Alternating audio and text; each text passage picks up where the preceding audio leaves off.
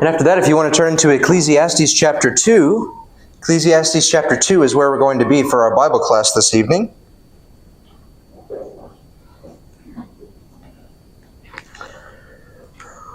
We're in Ecclesiastes chapter 2. We are continuing through our new study through the book of Ecclesiastes. As far as some housekeeping things, I told you on Sunday, I was thinking about what are we going to begin studying this coming Sunday, as we're soon going to be wrapping up the book of Ephesians. We're finishing up talking about the armor of God, and then after that we'll need to be looking at a new book. At this point, I'm leaning towards moving to Peter, to look at 1 Peter and to kind of work through that epistle. I'm kind of seeing we started with the Gospel of Matthew, and then we've gone to Paul, and I think it might be good to try a different author again, kind of keeping that cycle going. So we're going to try, at this point I'm thinking leaning towards Peter. It'll be Peter or John, but at this point I'm thinking we're going to go towards Peter.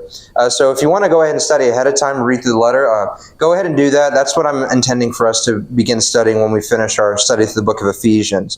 But this evening we're continuing on through our study through the book of Ecclesiastes, and I do want to recap a few things to help get our minds fresh, where we're at, what we're studying, what are we exactly dealing with as we come to the book of Ecclesiastes, perhaps for those who have not been a part of our class regularly, or for any that might be joining us online. We're studying through the book of Ecclesiastes. It's a part of the wisdom literature section of the Bible, and so when you read Ecclesiastes, you're not necessarily reading stories, you're not reading narratives, but rather you're reading the art of words, if you will, or composed together in a specific way for a specific purpose. And when we consider the book of Ecclesiastes, we're looking at the meaning of life.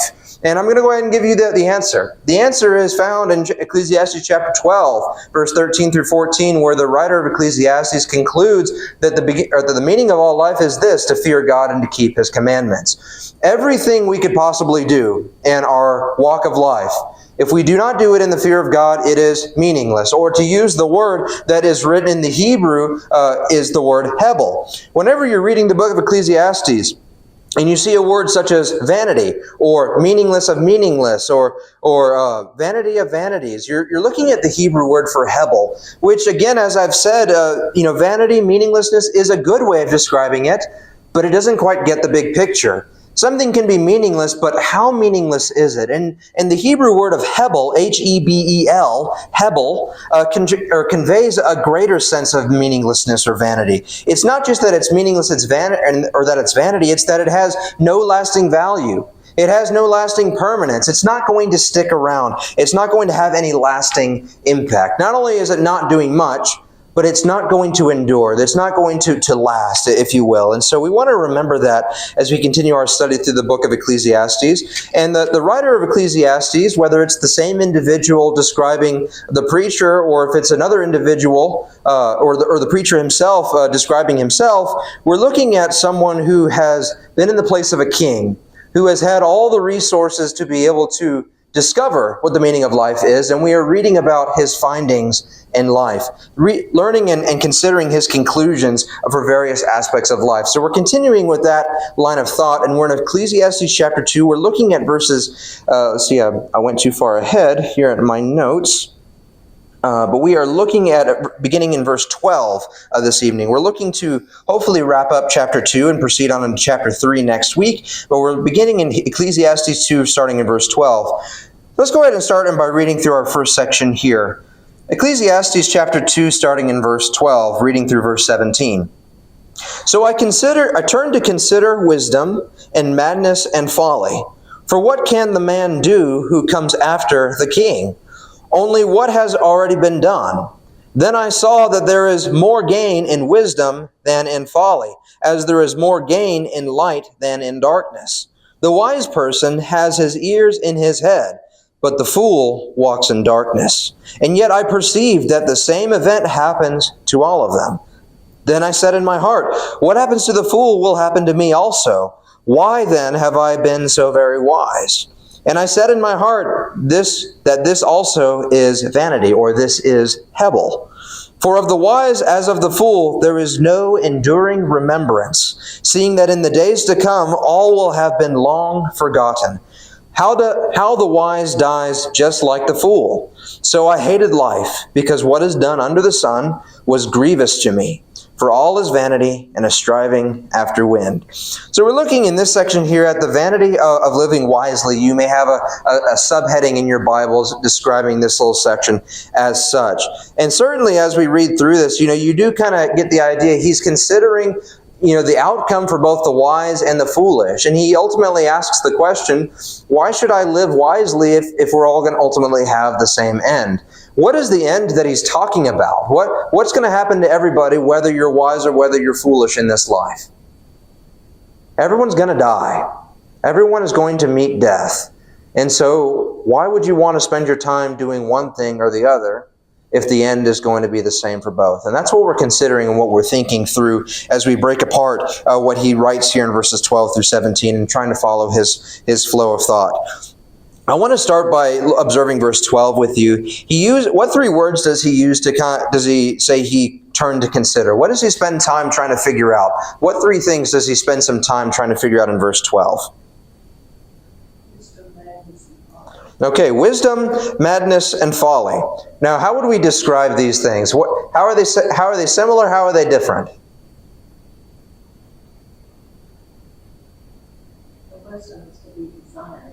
Okay, wisdom is something that's desirable. What else? How are they the same? How are they different?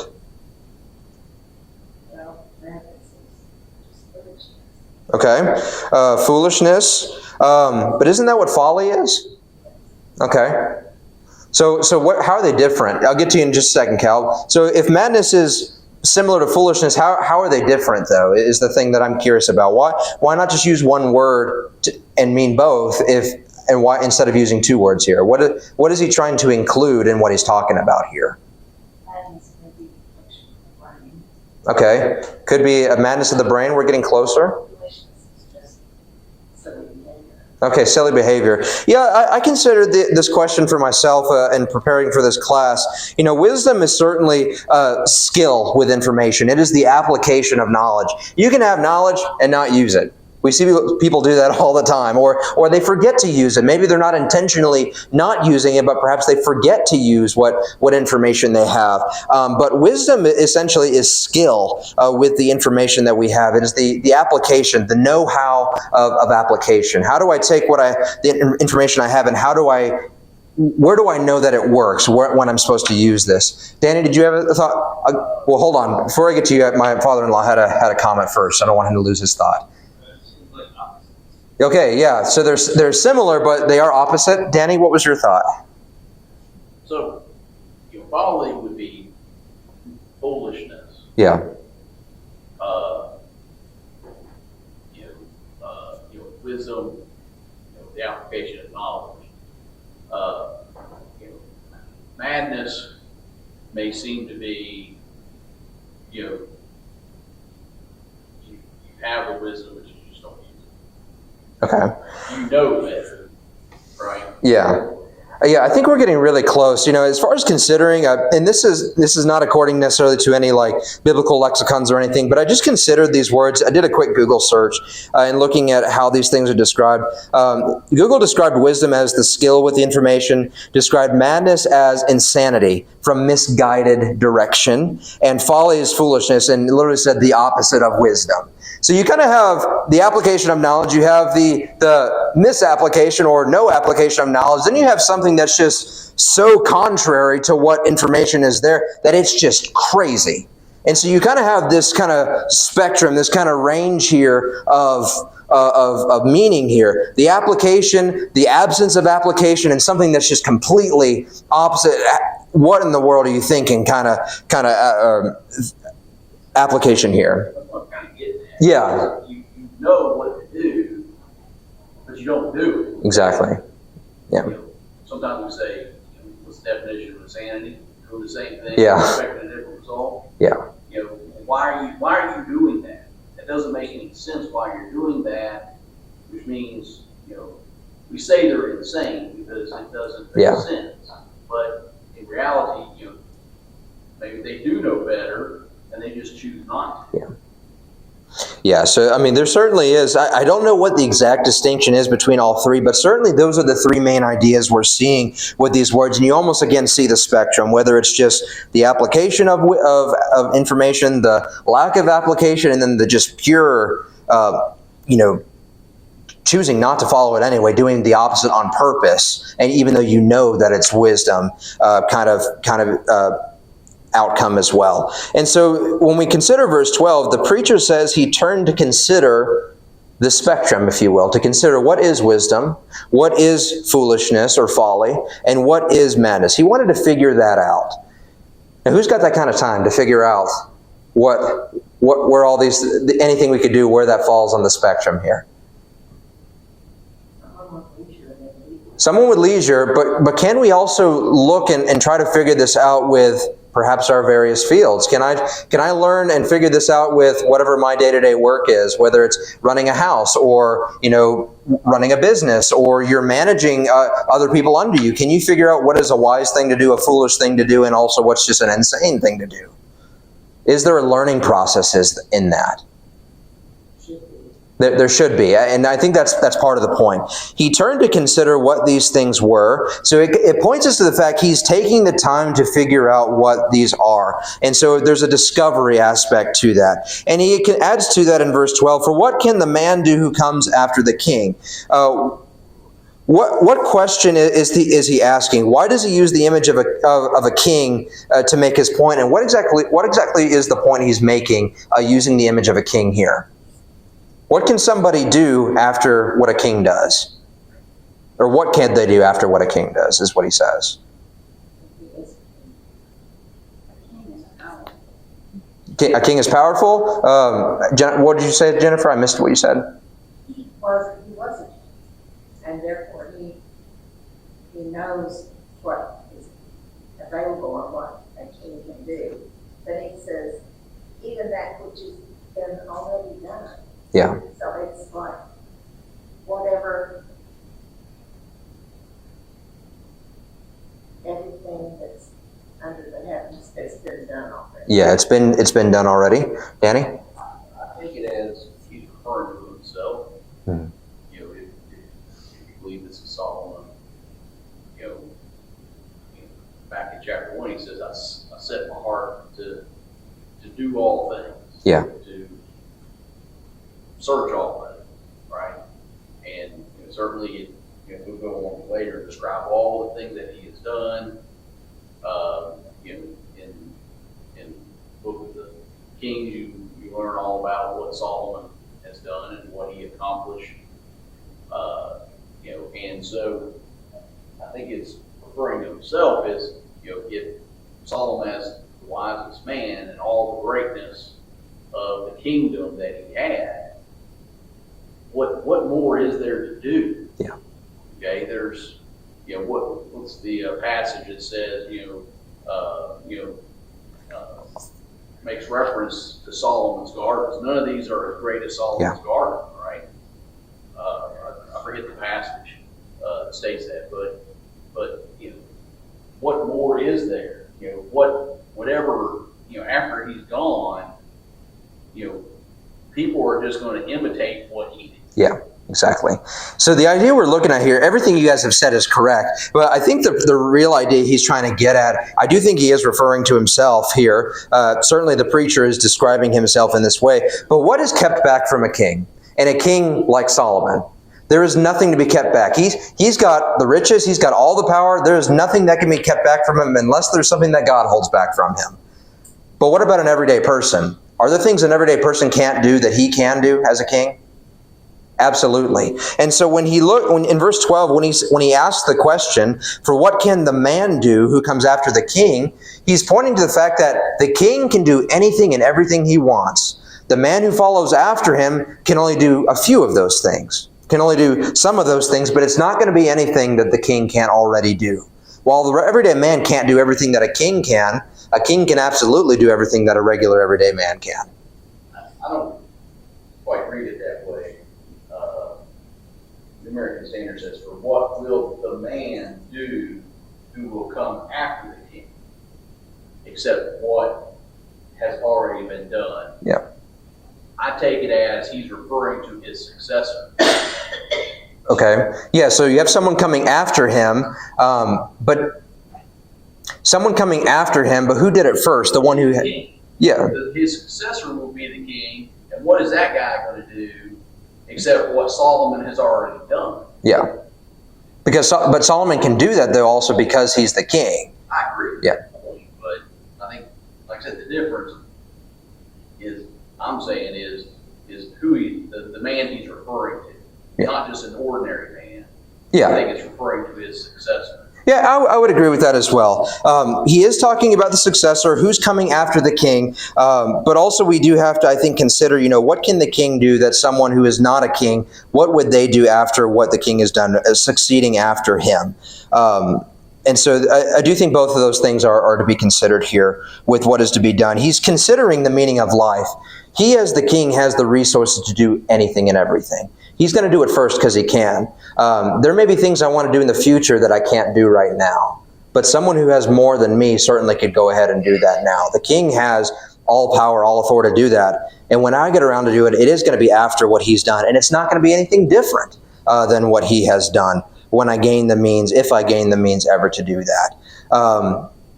We come to verse 13. He then says, "Then I saw that there is more gain in wisdom than in folly, as there is more gain in light than in darkness." Before we comment on that, I saw Perry's hand go up. Okay. Well, just wanted to remind us, and of course I don't know the answer to what y'all discussed anyway. So clearly, it's not all up here, but Solomon was the son of a king. Yes. And Solomon's son was a king.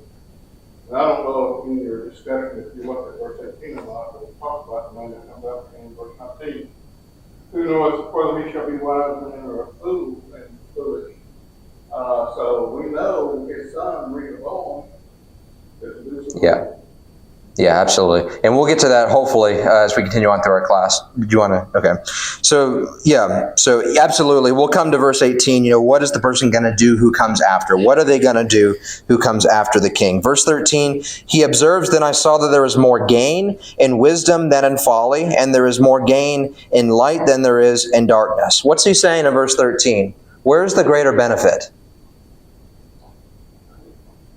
Okay, yeah, the greater benefit is walking in wisdom instead of walking in foolishness. So again, we already talked about what is kind of the spectrum we're looking at here. You have information, what do you do with it? Do you follow the information? Do you not apply the information, and do you do something that's completely opposite to the information? And he's saying that walking with walking in wisdom, walking with the information, there is more gain to doing that than there is in walking in folly, and walking in foolishness, and walking in absence of application of the information. He adds to that in verse 14, saying, "The wise person has his eyes in his head, but the fool walks in darkness." What's the difference between these two people? Obviously, one has eyes in his head, one walks in darkness. Who can see?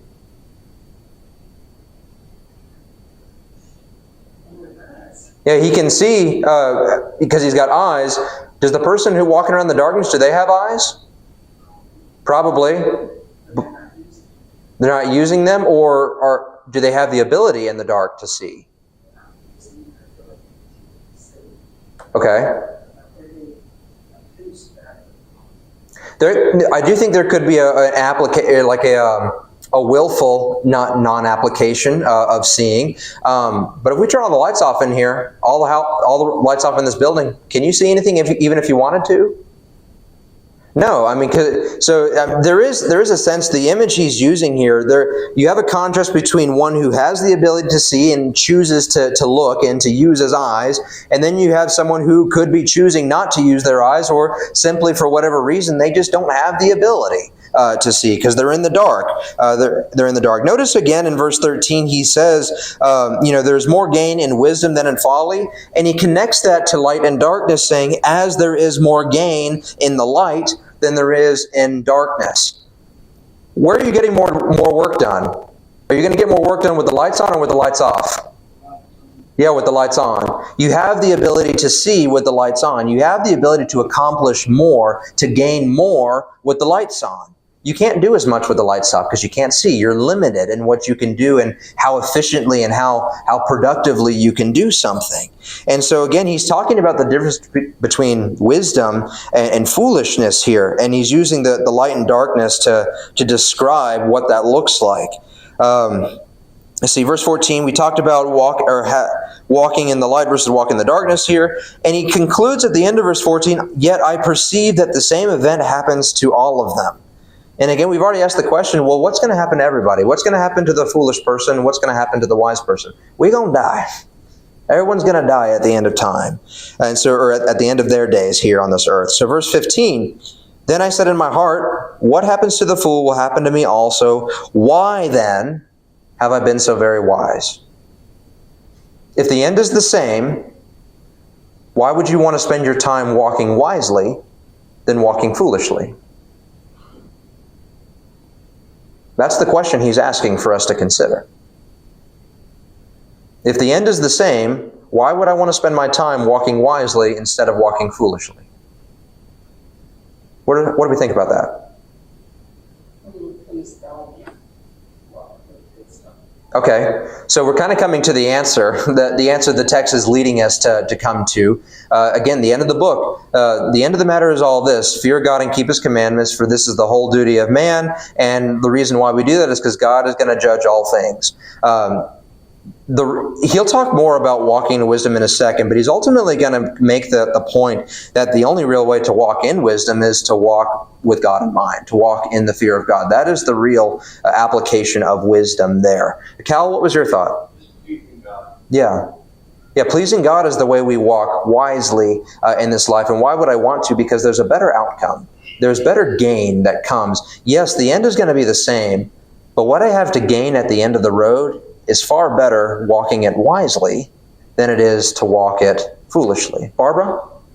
Now in verse 14 it says, the fool walks in darkness. Yeah. That means it is self-imposed. Yeah. There's an active, I'm staying in the dark. Even if it's, I'm in the dark for now until I'm trying to get to the light switch. But you're still walking around the dark until you get those lights turned on. You got to how do you turn on the lights? Well, the conclusion is fear God. That's how you turn on the lights. I don't know if I can quote this one, but eye has not seen, nor ears heard, nor has it gone into the hearts of man what God will do for those who love Him. And that's really got to be what we're in this for. Yeah. You have to do it in the fear of God for there to be real benefit. Well, the whole first part of all of this, as you pointed out, is under the sun, without the idea of God, and the same thing happens to all, that is death, Hebrews 9:27, and as it is appointed unto man wants to die.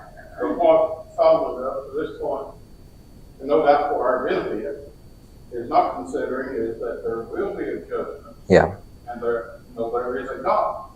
Now, if the atheists are right, and there really is no God, and all of this came by the impossibility of evolution, and it is very impossible. There's no way under the sun it can happen unless you add God to the picture. He could have done it that way. Yeah. But you take God out of the picture, there wouldn't be anything.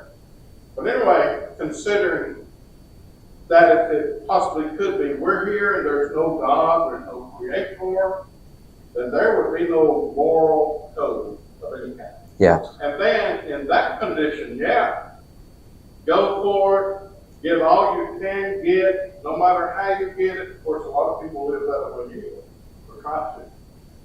But they're held back some because there is a moral code and laws of man to help bring about, that accountability and justice. Yeah. But anyway, that's what he's looking at. I think, if there's no God, if there's no calling into accountability, then why follow anything? Go for it. Yeah, exactly. And I'm really grateful you bring that up, Perry, because you make a very, very good point. With the way we live our lives, if there is no God, where does our sense of right and wrong come from? Someone's got to wrestle with that question. They got to come up with an answer. They can't use God because they don't believe in God. But how are they going to answer that question? And then a follow-up question to that is, well, why not? Just like the preacher is saying here, why should I spend my time walking wisely then? Why not walk foolishly? Why not walk with no application of knowledge? Why not do things that our culture would look at and say, that's evil, you shouldn't be doing that? You can't tell me that's evil. There's no sense of right and wrong without God. Who said that's wrong? Unless we have to agree on a standard in order for us to agree that something is right or wrong. And without God, no, not everybody's going to agree on the same standard.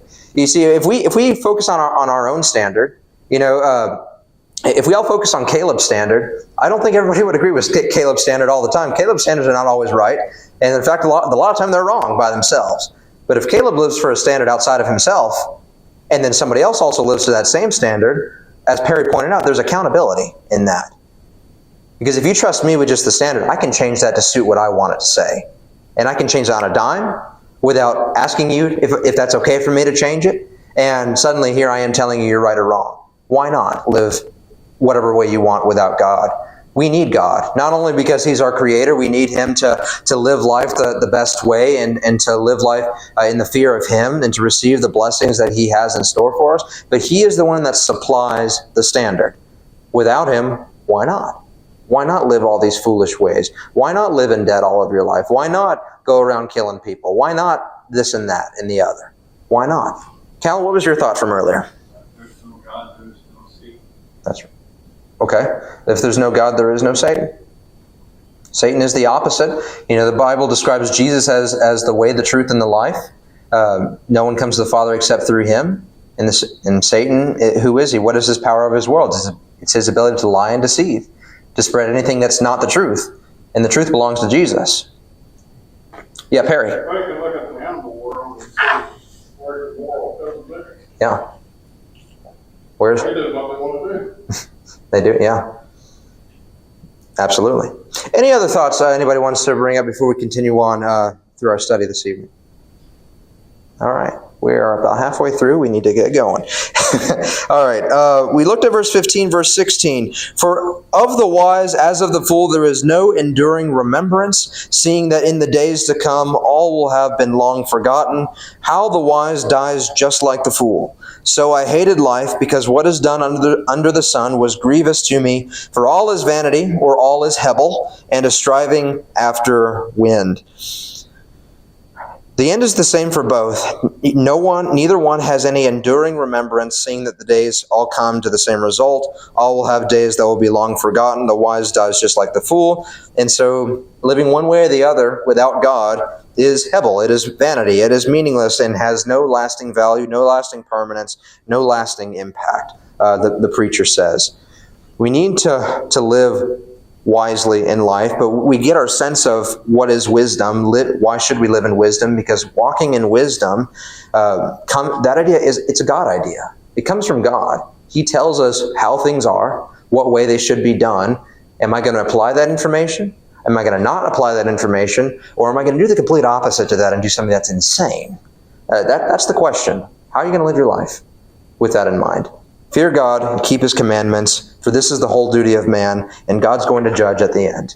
So that, given everything He's talked about in this section, that's what He wants us to take away and to understand, to consider for our own meditation. Any last thoughts on that before we move to the vanity of toil, to the vanity of work? Alrighty, I don't see any hands. Let's go ahead and jump to the next section. Verse 18 through 26. Let's see. Let's get a volunteer to read this time. Verse 18 through 26. Who will read for us?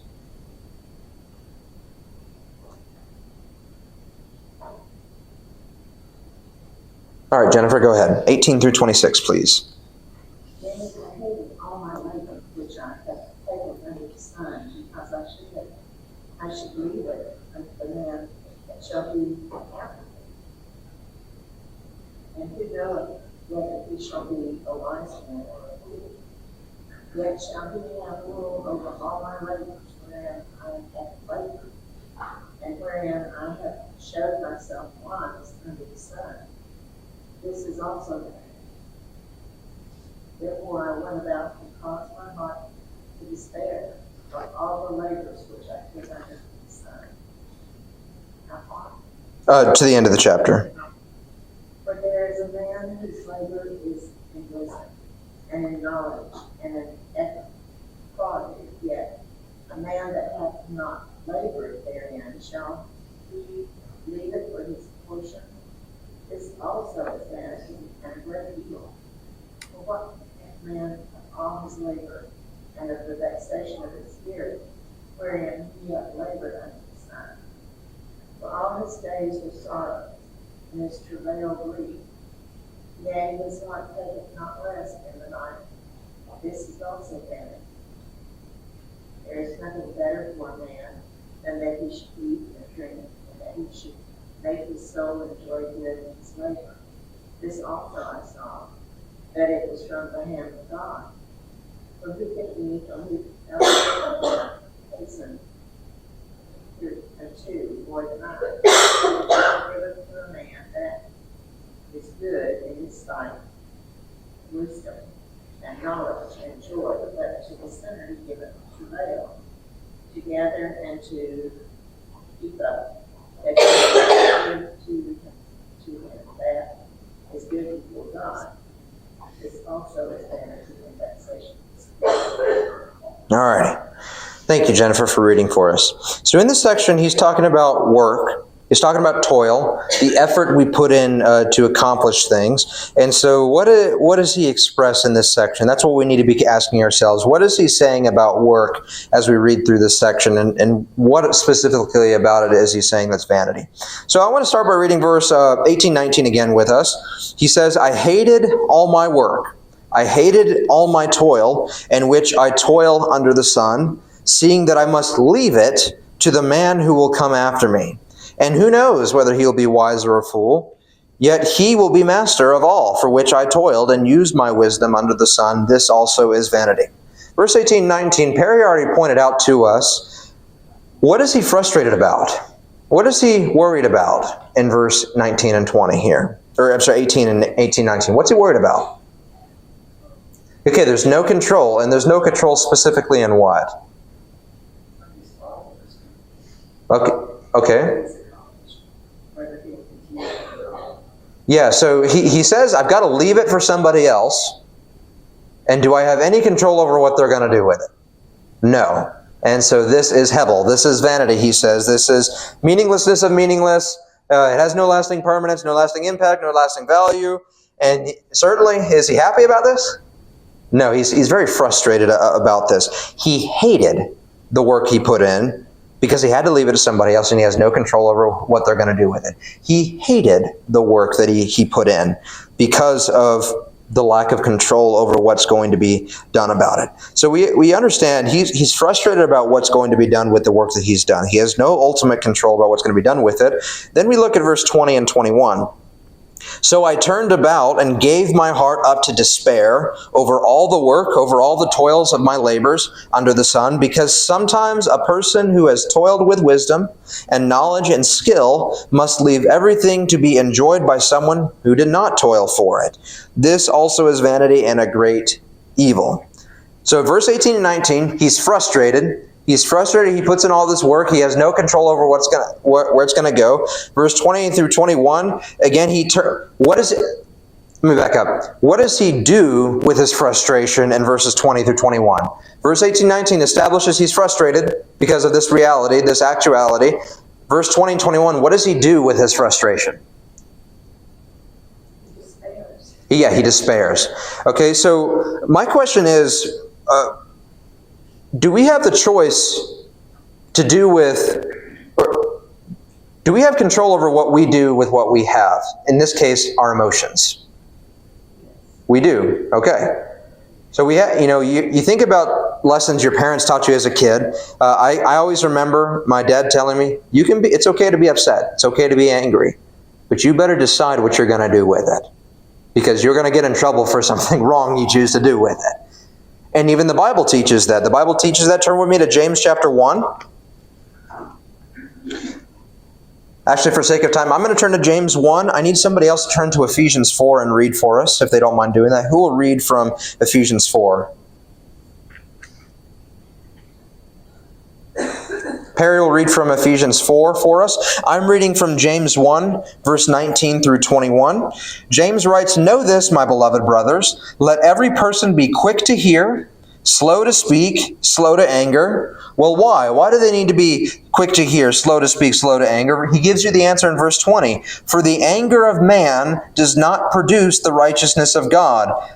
Therefore, because of this, put away all filthiness and rampant wickedness, and receive with meekness the implanted word which is able to save your souls. With James's admonition in verse 19, be quick to hear, slow to speak, slow to anger, is there a choice in what we're doing with when we're angry? Yes, there is a choice. It's okay to be angry. That's an emotion God gave us. I can't help when I get angry sometimes, but I absolutely have the choice of what do I do with it. And that's what I have to control. And so tying that back to what the preacher writes here in Ecclesiastes, he's frustrated. What does he do with his frustration? He chooses to cry about it, to despair over it. And so the next question we'll ask in just a moment is, what could he have done differently with it? He doesn't have control once it's out of his hands. But what could he have done with what he did have is the next question we're going to ask in a second. Harry, if you're still in Ephesians 4 for us, would you read for us Ephesians 4 verses 25 through 27? Ephesians 4:25. Wherefore, put away lying, speak every man the truth with his neighbor, for we are members one of another. Be angry and sin not, let not the sun go down upon your wrath, neither give place to the devil. Okay. So again, we have a situation where Paul, in this case, is describing what to do with what you have. Speak the truth instead of speaking lies. If you have the truth, what do you do with the truth? Do you decide to spread it? Do you decide to keep it for yourself? Do you try to direct people away from it? There's a choice there. He says, well, why? Because we're members one of another. He says, be angry and do not sin. So I'm angry. Do I have the ability to not sin with it? Absolutely, because he tells us to do so. You don't have to sin every time you're angry. You're responsible for what you do. Don't let the sun go down on your anger. Don't wait to resolve what you're angry about. In fact, don't give any opportunity to the devil. All of those things we have control over is the point that I'm keying in on. And so I bring us back to verses 20 and 21 of Ecclesiastes 2. We'll get to your comment in just a second, Perry. What could he have done differently with his frustration is the question we're asking. But before we get there, Perry, what was your thought? Somewhat in answer to that. This is spelled out quite vividly in Acts chapter 5, Mm-hmm. and the license of prayer. Yeah. You know the story. Yeah. And the Holy Spirit, through the Apostle Paul speaking, and said in verse 4, the property, the money, is their possession. Whilst it remained, was it not thine own? And after it was sold, was it still your own? You could do what you wanted to. You shouldn't lie about it. Yes. Now, I've seen this through the years. And there's a lot of church members quite wealthy. Matter of fact, I knew a man personally that had $33 million and he was very cuts. What he did with his money, if he's still living, I don't know. But in so many cases, members of the church will pass their great possessions on to children who fuss and fight. Whereas they could at least given a large sum to the church. Just think what $33 million would do. A lot. I would have to be in control of that much money because, making sure to use property and so forth. But anyway, I know of many cases where, not church members necessarily did, but where two brothers, I had a neighbor, distant neighbor, they had not spoken for over 20 years because of the inheritance given by the parents to them. I've heard all kinds of stories, but I knew this person. And then others, just like the example to this farmer, very careful with their money and building up a big estate and so forth. When he died, two sons inherited money. And they were farmers. Well, one started his own farm, and the other started his farm. And the one son lost all of his money in farming. The other did good. There was a difference, and that goes into a different category. But still, that one son was foolish in handling that inheritance. He did not handle it wisely. And therefore he lost. He went bankrupt, even though he started out owning it. It almost sounds a lot like a story Jesus taught with the prodigal son. That's right. Yeah. And so you actually bring up a very good question for us to consider here. The preacher, a conclusion he comes to, He turns his heart over to despair over all the work he put into his labors under the sun, because sometimes a person who has toiled with wisdom and knowledge and skill must leave everything to be enjoyed by someone who did not work for it.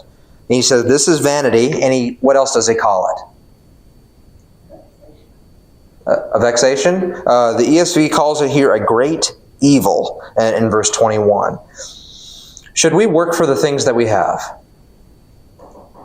Yeah, we get a general consensus of nodding our heads yes. Is it wrong to receive gifts? No. But should we be careful about what kind of gifts we give? I think there's a very real lesson in that. It's absolutely not wrong to work for what we have, for the things that we'd like to have, to work for anything we have in life. It's not wrong to work for it. You need to be careful about how much time and effort and energy you put into that, because if you're robbing God of your time, that's a problem as well. It's not wrong to receive a gift. If it was wrong for us to receive a gift, who here could receive the gift of salvation? And who kind of here needs the gift of salvation?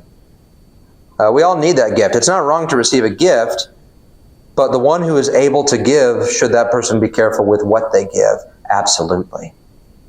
There is something to be considered for those who are wealthy, who have a lot of things to give. They should be careful about who they give and how they give.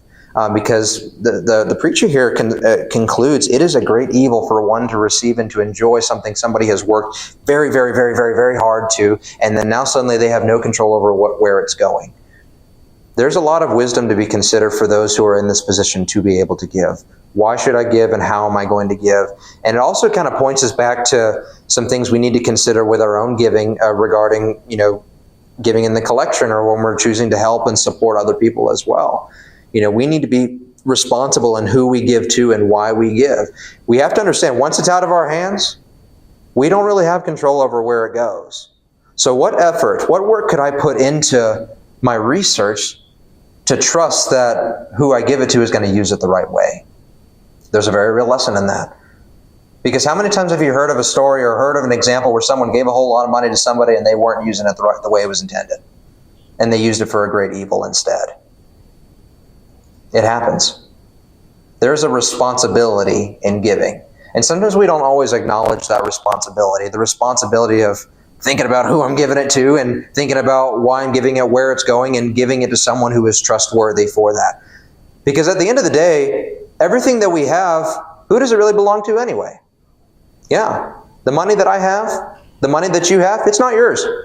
You are a steward. In fact, Jesus taught this very thing with the parable of the talents. Whose money did they have, and did they have to handle while the master was gone?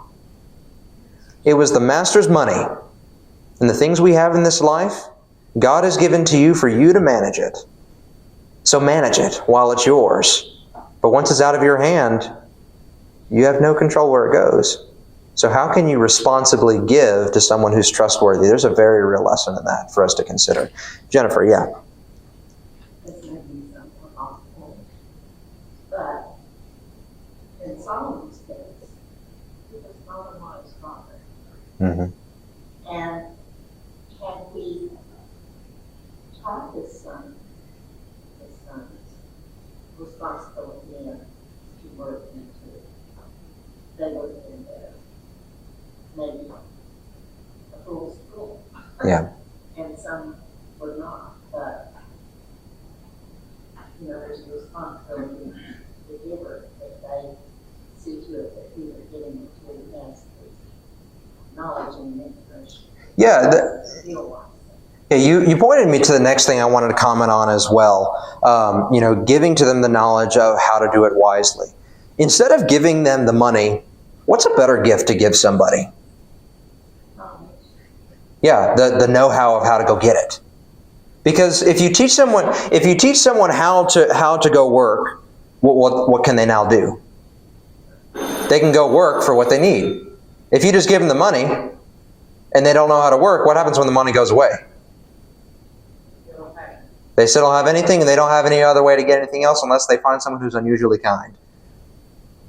It's a much greater gift to give someone the know-how of how to get the thing instead of just giving them the gift itself. There's nothing wrong, again, as I've said, with giving a gift. There's nothing wrong with brother, sister, you have a very real need. You know what? Let me take that off your shoulders. Let me cover that for you. But even greater so, have I given you the gift of Jesus Christ? Have I given you the knowledge of how to be saved? Have I given you the contact info for the one who can save your soul? Or maybe on a more practical, physical, I shouldn't say giving someone the gospel is not practical, it absolutely is. On the physical side of things, giving someone a job, what's more valuable, a couple $1,000s or a job? And why is it? Because through that job, they can go get the other thing, and then they have two things. Instead of just the money, they can have the job and the know-how of how to go get that $1,500 or whatever it was that month. So again, it kind of points us back to what he's talking about.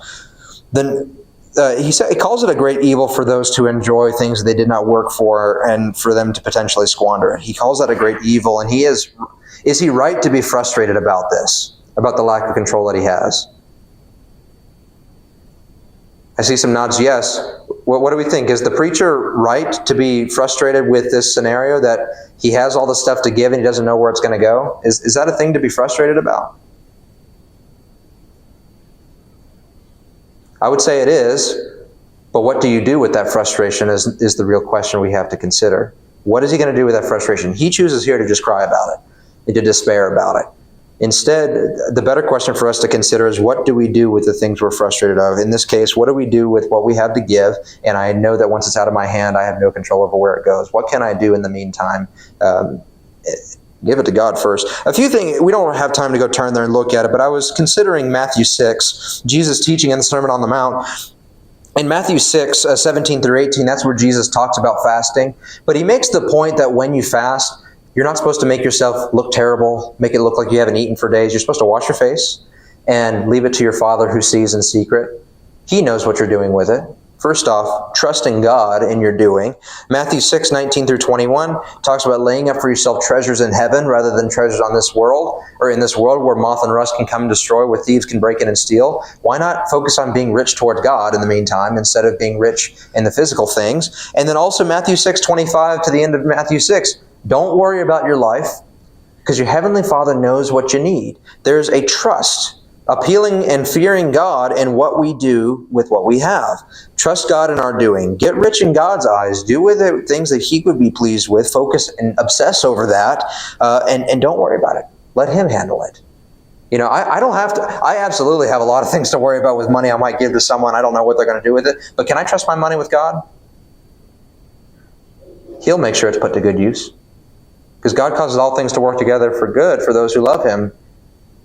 He tells us that in Romans. God can use things for whatever He wants, and He's a much more trustworthy person than somebody else I don't know. So trust your possessions. Trust what you have to give with God. Continuing on. Let's see here. Verse 22, what has a man from all the toil and striving of heart with which he toils he beneath the sun? For all his days are full of sorrow, and his work is a vexation. Even in the night his heart does not rest. This also is vanity. That is the second bell. We'll pick up here again next week, and then we'll go on into chapter 3. There's a few more things I'd like for us to touch on before we move on from this section. But thank you for your comments and questions this evening. But by way of invitation, if you would, turn over with me to the Gospel of John. The Gospel of John chapter 1 is where I want to draw a few thoughts with you. Before I myself turn to the Gospel of John, I want to observe something that the preacher said in verse, I believe it was verse 13. In Ecclesiastes chapter 2, verse 13, he says, "Then I saw that there is more gain in wisdom than in folly, as there is more gain in light than in darkness." He compares the gain that we can have in wisdom to the gain we can have in light versus darkness. And so I want to ask the question, how much better do we have it in the light versus the darkness? That's the question we're considering this evening by way of invitation. And in John chapter 1, we read a little bit about the light. A little bit about the light that I would like for us to consider with our question, what do we gain in the light versus the darkness? Gospel of John chapter 1, beginning in verses 1 through 5. "In the beginning was the Word, and the Word was with God, and the Word was God. He was in the beginning with God. All things were made through Him, and without Him was not anything made that was made. In Him was life, and the life was the light of men. The light shines in the darkness, and the darkness has not overcome it. We've already studied this evening that the preacher has drawn the conclusion that it's better to walk in wisdom than it is to walk in foolishness. In the same way, here in the beginning of the Gospel of John, when it's talking about Jesus, talking about Him as the Word of God, and saying that in Him was the life, and the life was the light of all men, it says in verse 5 that the light shines in the darkness. It's something that people can see. It's something that sticks out. If you're in a dark room and someone flashed a flashlight, everybody can see the flashlight. Unless you're covered and you have an extra covering in front of your face. But people are going to see the light when there's a lot of darkness around them. And the darkness has not overcome it. Just as the preacher will conclude, the end of the matter is this: fear God and keep His commandments. In other words, doing things in relation to God is always the best way, is what his conclusion is in figuring out how to live life the best way. I don't think anybody here this evening needs to be convinced of that. I see a lot of experienced Christians in the room, but I want us to remember that not everybody knows this. Not everybody sees this and understands this, that the light shines in the darkness. The light of Jesus, the light of which we are trying to reflect as His disciples, it shines in the darkness. And the darkness cannot win. The darkness cannot put the light out. As hard as it may try, as many coverings, as many obstacles it may want to put in our way so that we can't see it, it can't completely put out the light. The darkness has never overcome the light, nor will it ever overcome the light. In verses 6 through 8, we read a little bit about John the Baptist. There was a man sent from God whose name was John. He came as a witness to bear witness about the light. He's talking about Jesus. To bear witness about the light, that all might believe through Him. He Himself was not the light, but He came to bear witness about the light. Isn't that what we're trying to do as Christians? To tell people about the light of Jesus so that they can come out of the darkness and into His marvelous light. As we read of in 1 Peter 2, I believe it's verse 18. 1 Peter chapter 2. We're trying to tell people about the light of Jesus, just like John was. Verse 9, the true light which gives light to everyone was coming into the world. He was in the world, and the world was made through Him, yet the world did not know Him. He came to His own, and His own people did not receive Him. But to all who did receive Him, who believed in His name, He gave the right to become children of God, who were not born, not of blood, nor of the will of the flesh, nor of the will of man, but they were born of God. And the Word became flesh, and dwelt among us, and we have seen His glory. Glory as of only the Son from the Father, full of grace and truth. John bore witness about Him and cried out, this was He of whom I said, He who comes out after me ranks before me, because He was before me. For from His fullness we have all received grace upon grace. The law was given through Moses. Grace and truth came through Jesus Christ. No one has ever seen God, the only God who is at the Father's side. He has made Him known. There's a lot of things, there's a lot of deep thoughts to unpack in what John says at the beginning of his letter. But what I want us to remember is that Jesus is the light. The light cannot be put out. The light has a whole lot of great things to give if we will submit to the light and if we will come to the light. The text here tells us that in the law of Moses, or the law was given through Moses, but through Jesus came grace and truth, both of which we need to be saved. Grace and truth, both of which we need in order to be saved. That's a blessing that only comes from the light of Jesus Christ. Don't ever forget what you have in Jesus, because you've got something far more valuable than what anything in the darkness could ever give you. And then the other part to that is, if you have this light yourself already as a Christian, why would you not want to share that with somebody else?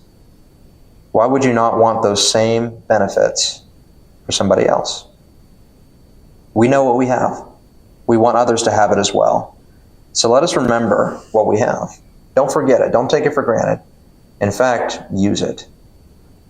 Give it to someone that they might come out of the darkness and find their way to the light. This evening, if you've not become a Christian, you need to become one. I hope that I've given you something to consider, and there's more that needs to be said, more that needs to be studied before you're ready to become a child of God, but we're here to help you. Jesus said that he that believes and is baptized will be saved. That's the first step, and we'd be happy to sit down and show you from the Scriptures what else you need to do to be saved. But that's the first step. Jesus, the Savior, the light, who gives grace and truth, both of which you need to be saved, he says you need to believe that he's the Son of God. He also says that you need to be baptized to be saved. And so if you have a need for that, to receive the benefits of grace and truth, to receive the benefits of salvation, what's holding you back? You have opportunity right now to take advantage of it. Why don't you come now as we stand and sing our invitation song? Take advantage.